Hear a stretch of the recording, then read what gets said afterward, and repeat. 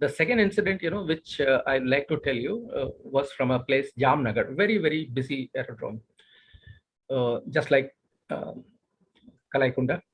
This was another place, which had air to ground range as well as air to air range. So it was around 1:45 in the afternoon. I was on radar duty. I had just switched off the radar because just last one odd Kiran was about to land. They had come for air to ground range sorties. And then one trainer got airborne, which was from the TAGD, the very, very prestigious organization of the Indian Air Force, which was there at Jamnagar at that time, based there. Thereafter, subsequently, it shifted to Gwalior. So that got airborne, and 6 aircraft formation was just taxiing out. And that is the time weather warning was issued that there is likelihood of a rain thunderstorm.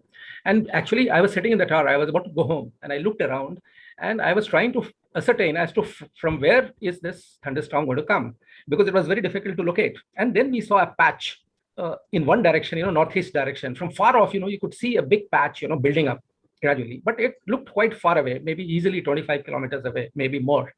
And one trainer was already airborne. And can you imagine, in no time, the trainer got airborne. It went to the sector. It was doing some flying, and the weather approached. And the way it rained that day, you could not see even 1 meter outside from the aerodrome, less than 100 meters visibility, and low clouds and this, that. We got the radar immediately switched on, but it takes time for the radar to come on again. And from there, I straight away was asked to move to radar, and I moved over to radar. And then we got this aircraft. Unfortunately, the precision approach radar didn't behave. And he was a pilot from the TAGD who went on to become the commandant TAGD, and finally thereafter also retired as AOC in C.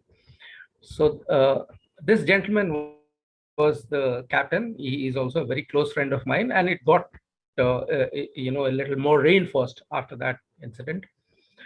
Then I took over that particular aircraft, and he didn't have much fuel. He didn't have fuel even to divert to the nearest base. That was the kind of understanding you can imagine, between pilot and controllers. They heard a voice and then no problem. So they were extending it a bit. They carried out one more situation, and then they were coming back. Thereafter, to take that aircraft and recover him on a radar, where the weather is very, very severe. Flying is not easy in bad weather, especially when you're coming close to the Mother Earth. And I kept advising that aircraft regarding the altitude, because that is not available to you on the radar. It's only the distance and actually, as a matter of fact, just around 3 kilometers from the touchdown point, I had the audacity of declaring that as an emergency approach, though the pilot never said anything. I just said, that I'm declaring it as an emergency approach, and will continue to pass instructions till radar contact is lost. And I continued passing instructions. And thereafter, when radar contact was lost also, maybe about 3/4 of a mile from touchdown point, I told him that radar contact is lost. However, we'll continue on DR. And I gave him a 1-degree turn, also advised 1-degree turn. And I told him, you're over threshold, now over touchdown point. And you're just praying to God, because you're not seeing the aircraft on the radar. And the pilot, though this is not part of the standard transmission, I asked him, confirm runway visual. And there was no reply. You can imagine, that was a hair-raising moment. It was just for a fraction of a second, but it appeared as if decades had passed and nothing was happening. And then immediately thereafter, I heard my friend's voice that landed.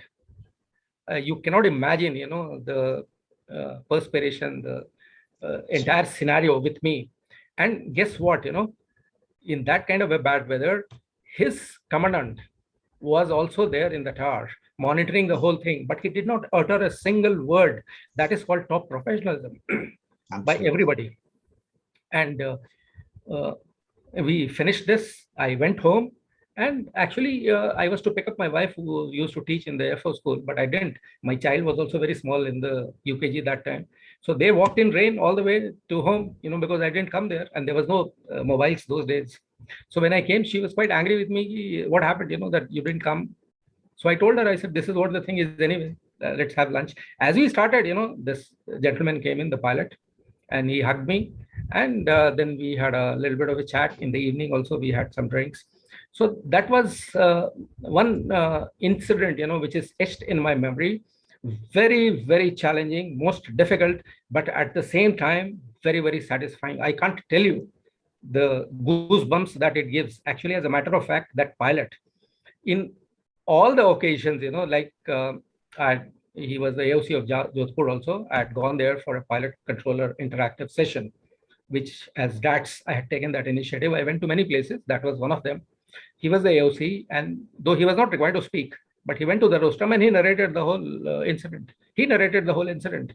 And he was telling the pilots, just see, this is the kind of rapport. Yes. And this is the kind of brotherhood, that this is the kind of trust that we have in each other, air traffic controllers and the fighter pilots. And I'm sure, this is the kind of trust they also have with fighter controllers, because Absolutely. These are two elements of the administrative branch which are very, very intrinsic to the flying element. They're totally dependent on these two elements.